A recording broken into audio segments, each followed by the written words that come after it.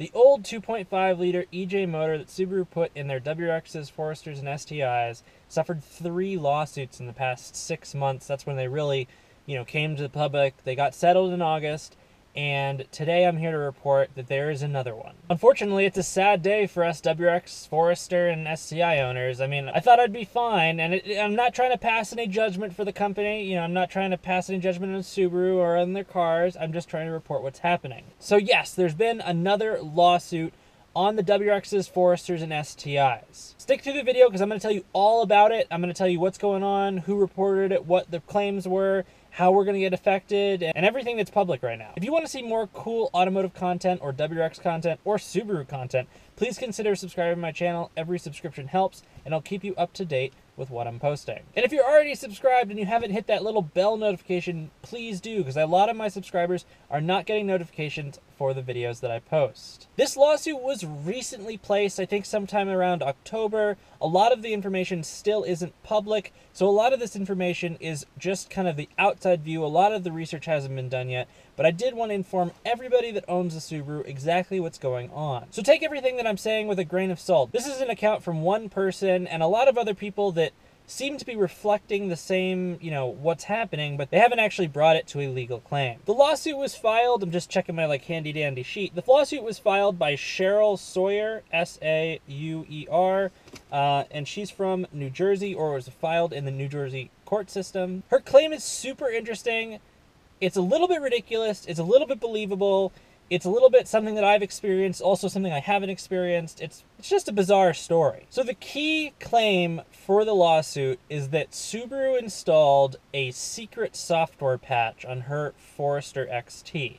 And that secret software patch caused her car to surge, then stall, do it again, and then the engine died. So that's just a brief overview of the claim. It gets way more interesting. The lawsuit covers 2014 through 2016 Forester XTs, 2014 through 2016 WRX STIs, and 2015 through 2016 WRXs with the FA20 2-liter motor. And again, the claim is that a secret software patch is being installed on these vehicles that are causing them to surge, accelerate, and stall, or just stall, that are leading to engine failure. Let me tell you a little bit about what happened to Cheryl and why she brought it to the court system. So she was having some emissions issues with her rather new Forester XT. I think it was a 2014 or a 2015. Regardless, she wasn't able to pass emissions in New Jersey. I'm assuming she's in New Jersey because that's where she filed the claim.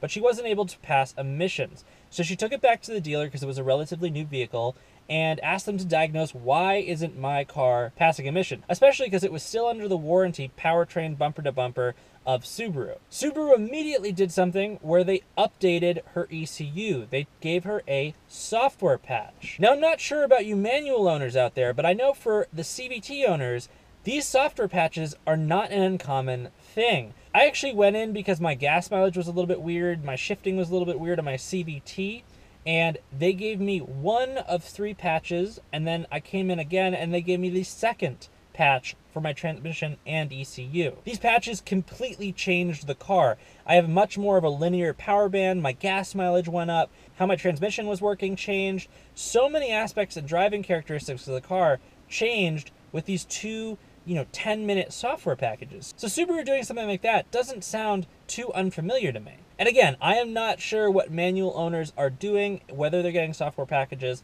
especially with the Foresters. I know even less about what the ownership of a Forester XT is like, but I'm assuming because it has the same engine and it's basically the same platform that they're similar. So yeah, Cheryl took her car into her local Subaru dealer with this emissions problem, and the technician verbally told her, we're going to do an ignition timing software patch, right? And that is the secret software patch or something like that. She got the patch, she drove off, she went straight home, she went somewhere, but immediately after getting the patch, she reported that her car was surging. It was accelerating a little bit, even when just in neutral. So something was going on with the gas, with the timing, with the fuel injection. It was causing the car to surge when she was not applying any pressure to the gas. Now this is where it gets interesting. Her car then stalled, which is a pretty big deal. For your car to stall outside of your control, it usually means something is seriously wrong, either with the engine or the transmission.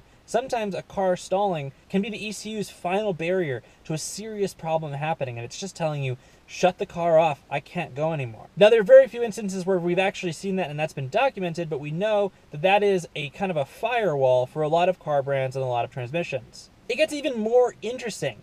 She took the car back in after it stalled because I guess it wasn't working anymore, which doesn't sound too crazy to me, and Subaru refused to do anything. Now, this is where all the information gets kind of mucky because I don't understand why they would refuse to do anything. The car's under warranty. There are definitely well, I think there's lemon laws in New Jersey, but there are definitely some kind of laws that, like, if you buy a car and it breaks, at least in Massachusetts, that's a lemon. They have to buy it back. But regardless, they refused to do anything about the engine, and I'm pretty sure, because the engine eventually got replaced, that the engine needed to be replaced. So she kept complaining, and it sounds like this was a long process, because she complained to the point where they said, fine, we're going to replace your engine. But then this dealer, and this is not a reflection on Subaru, this might be a reflection just on this dealer, then told her it was going to be months before they could do it, and they would definitely not be buying the Forester back if they couldn't solve the problem. Now again, this is not a reflection of Subaru. This might just be a reflection of the dealer that she was visiting. But those are two huge red flags if your dealer tells you anything of the sorts. When you have a warranty, they should be replacing it immediately because the dealer doesn't pay anything for that. That gets passed on to Subaru as a company, and they're paying for it. So if the dealer is rejecting your warranty stuff, then something's going on. Now again, it's important to understand with what I just said, that's serious stuff. You can't go in with, like, you know, if you burnt a hole in your seat or something for some reason, you go in and they deny your claim because, you know, you were smoking a cigarette in your car or something like that, then, you know, that's different. But if your engine just stops working and your car stalled out of your control, then something's wrong and they should be replacing it, and they should at least be going in and diagnosing it. And this is where it gets interesting. The Subaru techs at the dealer, and this is what she reported, said that they couldn't find anything wrong with the car. And they couldn't tell, and they didn't give her a reason for what happened, and they couldn't figure out what happened, and that's why they just replaced the engine. Now again, I think it's still weird that the dealer said months to replace the engine and they wouldn't buy the Forester back, and if I had heard that, I would be in 2 seconds bringing in a lawsuit because I just purchased a $20,000, $30,000, $40,000 car from Subaru, and now I can't drive it, and it's because of them. So, and again, maybe that's not the case. Maybe she drove this car like a maniac and didn't take care of it in the short period of time that she had it and somehow destroyed the engine. You know, that may have happened. But from the outside, it really doesn't look like that. The next part of the claim is really where it kind of goes from reasonable and fair and the logical thing to do to kind of crazy, and if it proves to be true, I will be baffled. But, you know, I think the second half of the claim, I think, is unlikely. So, basically what she's claiming is that this secret software patch is Subaru trying to get their cars in to do a major operating system update on all of their performance engines. And she is claiming that the engines are causing damage, so they're damaging themselves, and Subaru is trying to find a way to get all of their cars in to fix the issue. Now, I'm really not sure where, you know, where what happened and what she's claiming there, where they, you know, come together, because something else failed emissions. They came in and they did the update. You know, Subaru can't just press a button and a car, you know, fails emissions. Regardless, the claim is saying that our engines in the cars that I specified, 2014 through 2016 Forester XT, 2014 through 2016 STI, and 2015 and 2016 WRX, basically the claim is saying our engines are kind of destroying themselves. They're really causing damage with the internals, and that Subaru's recognized what happened and is got an update, an operating system update, that will at least prevent that from happening further or reduce the damage and how quickly it's happening. And yes, it does sound crazy, and it might be spurring from the other 3 lawsuits. And I think what happened with the other 3 lawsuits is Subaru did somewhat of a smart thing, and they settled the lawsuits soon rather than drawing them out, because you never know what's going to happen in the court system, and Subaru has so many cars and they've been experiencing so much success that ending those lawsuits quickly was in their best interest, even if they were going to win them in the long term. But what happened with that is it looked from the outside like Subaru was trying to cover something up, or something was happening behind the scenes that we didn't know. And it may have well.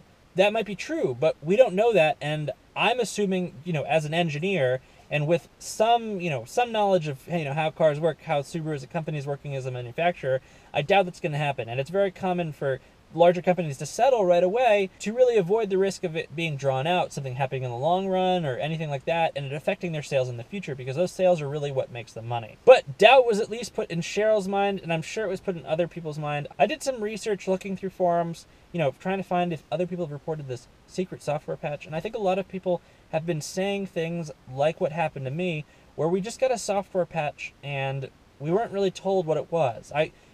They told me I got a software patch, and I got a sheet from the tech, where they print out after you leave the dealer, and it didn't say anything. It didn't say anything was done, right?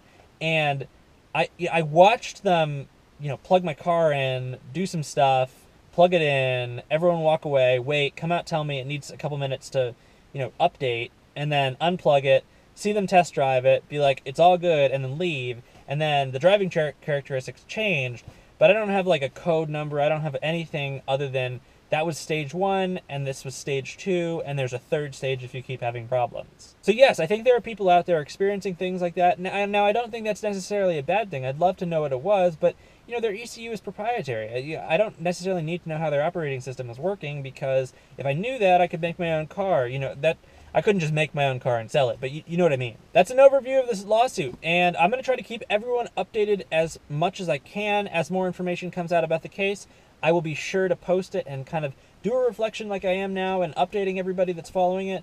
If you haven't seen the videos in the first couple lawsuits, I'll link them above. They'll be posted in one of the corners. I don't remember which side the iCard is. I think it's this side. Maybe it's this side. I don't really know. But most importantly here, what I want to hear is, have the manual owners and the Forester XT owners and all the STI owners that follow my channel or watching this video, have you guys had secret updates or updates with your ECU or transmission that haven't been conveyed about what's happening, or have you gotten a software patch? Can you comment below in the video so everybody can see? I think that's a really important part of this video, and for all of you that have followed it, assume that people have commented, and check the comment sections below, like any forum, to see what other people are reporting about their cars and what's happening with other people. I'm just as interested as all you guys, so if you've had something happen, drop it in the comments below. And always, guys, if you liked the video, please give me a thumbs up on the video. If you want to see more content, please consider subscribing. And yeah, guys, thanks for watching. Have a great day.